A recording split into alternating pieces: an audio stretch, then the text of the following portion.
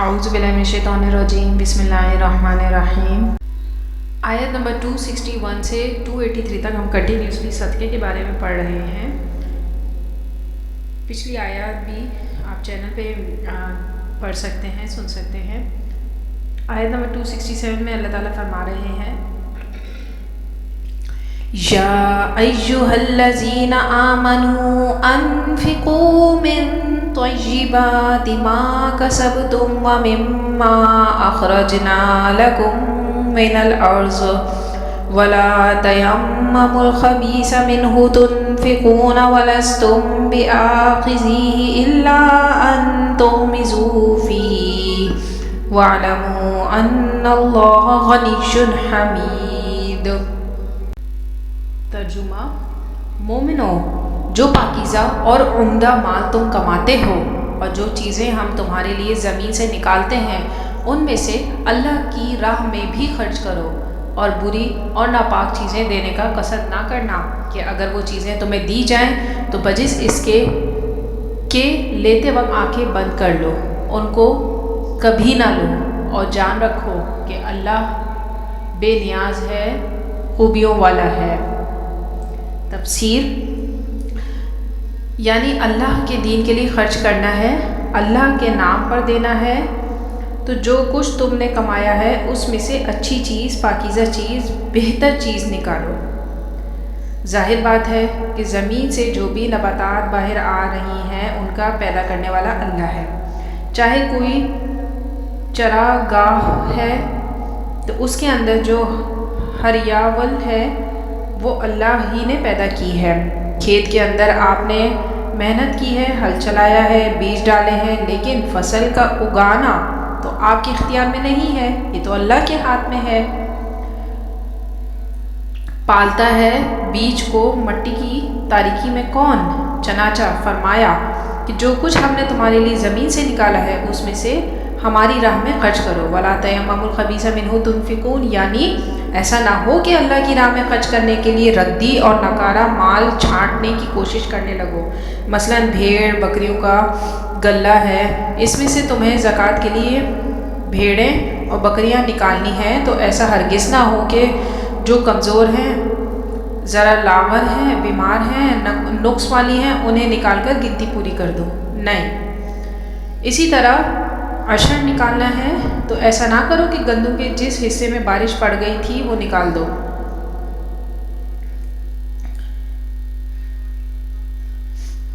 تیمیم کے معنی قصد اور ارادہ کرنے کے ہیں۔ وَلَسْتُمْ بِآخِذِيهِ إِلَّا أَن تُغْمِضُوا فِيهِ، یعنی کہ ایسا بھی تو ہو سکتا ہے کہ تم محتاج ہو جاؤ اور تمہیں ضرورت پڑ جائے، پھر اگر تمہیں کوئی ایسی چیز دے گا تو تم قبول کرو گے کیا؟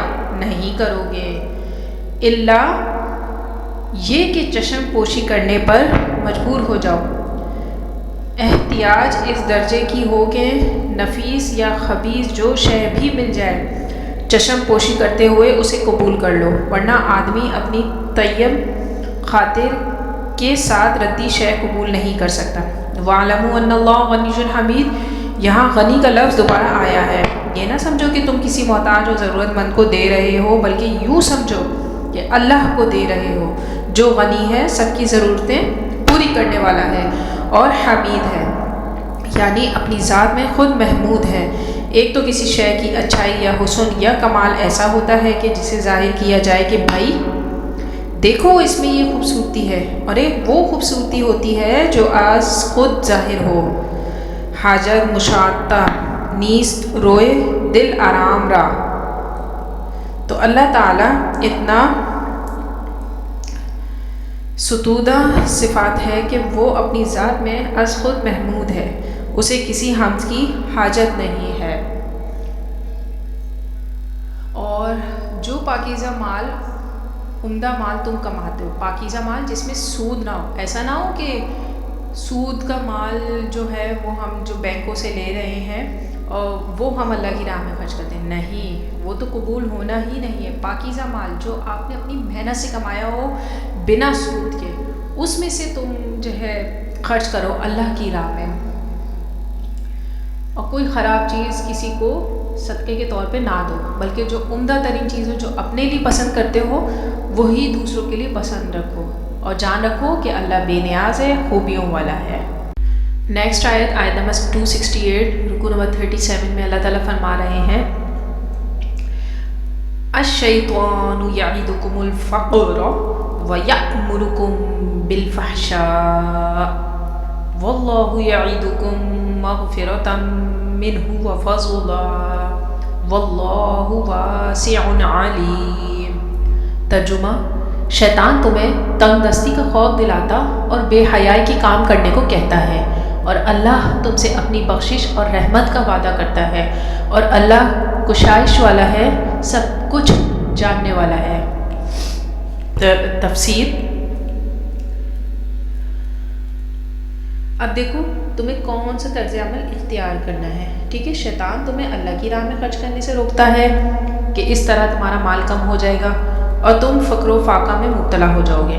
اب اگر واقعی تم یہ خوف رکھتے ہو کہ کہیں ایسا نہ ہو کہ مجھ پر فقر آ جائے، لہٰذا مجھے اپنا مال سنبھال کر سمیٹ کر رکھنا ہے،